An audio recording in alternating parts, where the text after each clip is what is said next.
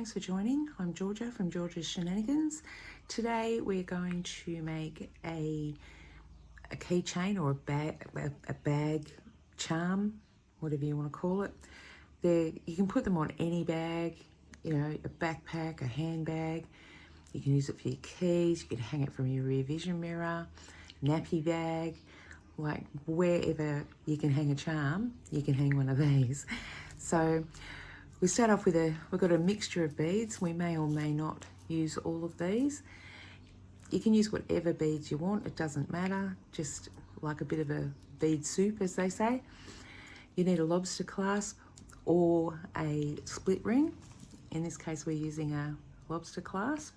So this just opens up like that. Always check your lobster clasps to make sure that they work before you attach them to anything. I've had cases where I've made things and then the clasp doesn't work and you've got to unmake it. You need a piece of chain, so it needs to be a fairly strong chain because, you know, obviously there's quite a bit of weight with these beads. And what we're going to do is we're going to wire wrap the beads onto the chain, so there's very little chance of them coming off. So to begin, you'll need a bunch of head pins as well. You'll need some pliers, some cutters, some round nose pliers. So we're just going to grab a head pin. Now this is going to be our focal bead at the bottom, and these have got quite a big hole, these ones. So what I'm going to do is I'm just going to pop a little bead on the bottom, like just one of these little glass beads, just to stop the big bead from falling off. Pop your bead on the wire, just like that.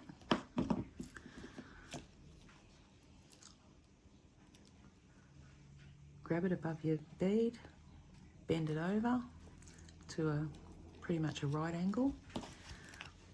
Grab your round nose. You'll probably have, you know, a medium-sized loop on this, I reckon. Twist it over. Turn your pliers. Take it the rest of the way. So you've got something that looks like that. So now we're going to pop this onto the end of our chain in the last link, just like that. So now you've got this. Then we're going to close up that loop a bit, grab our needle nose pliers and wrap 2 or 3 times, doesn't really matter. That I reckon will do me. Grab your cutters.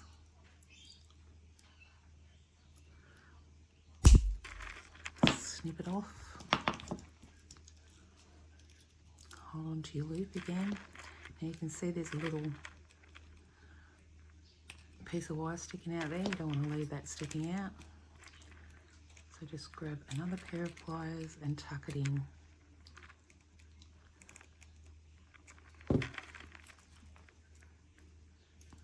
It's still sticking out a little bit.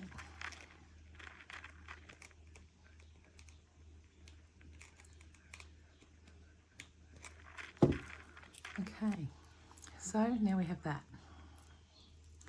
Now what we're going to do is we're going to wire wrap the rest of the beads onto this chain. So you can do it however you want, whatever order you want it in, however many beads you want on each dangle, like it's up to you. So let's just choose one of these little blue ones here, if I can get hold of it. This is just a little glass faceted rondelle. Pop one of these choroid beads on. And we might do a silver ball.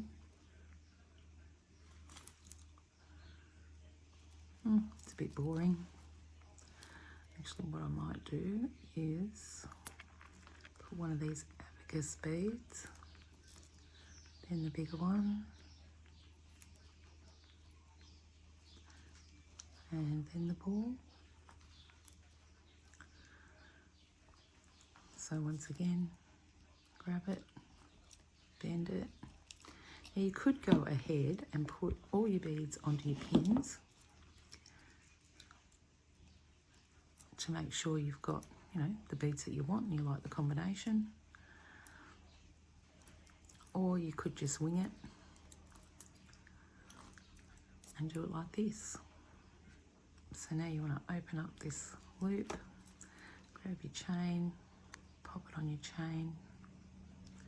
You can do it anywhere you like.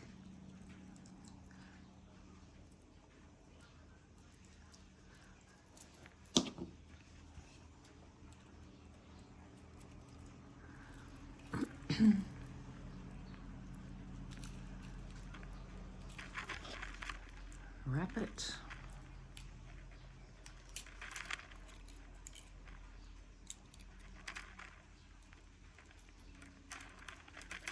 It's caught in the chain now.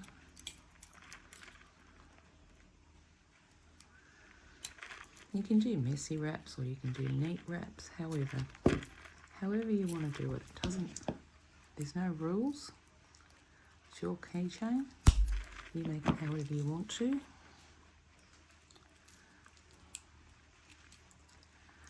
Straighten it up, tuck in that little tail. And when you're wrapping, it's a good idea just to go around all of your wraps and give them a squeeze. It helps to straighten them up and make it all uniform. So there's our first dangle. So what I'm going to do, these are quite time consuming. They can take a couple of hours to finish them, but you just keep filling your chain in that manner until you're happy with what you've got. And then, you know, you can add some more to it if you wanted to, or, you know, if you wanted to take some off, you could. But I don't think you can ever have too many beads. But anyway, I'll go ahead and finish this off and I'll come back and show you the finished result. So I'll be right back. Okay, so I'm back. It's taken me about an hour and a half to put this all together. It's just completely random.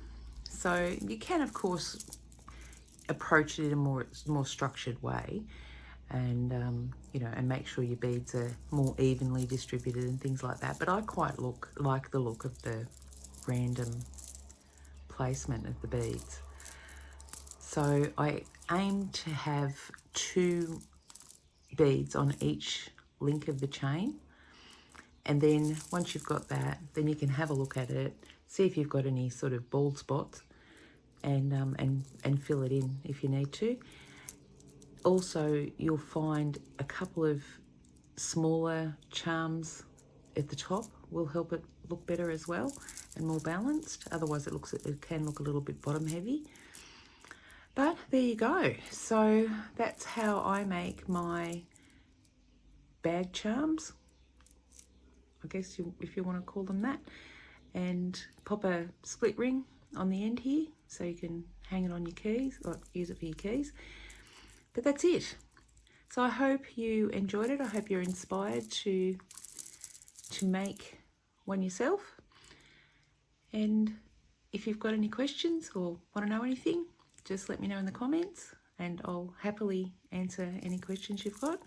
I also actually grabbed a few more things out of my stash, some bead caps and bead frames and things like that, just to sort of jazz it up a little bit more.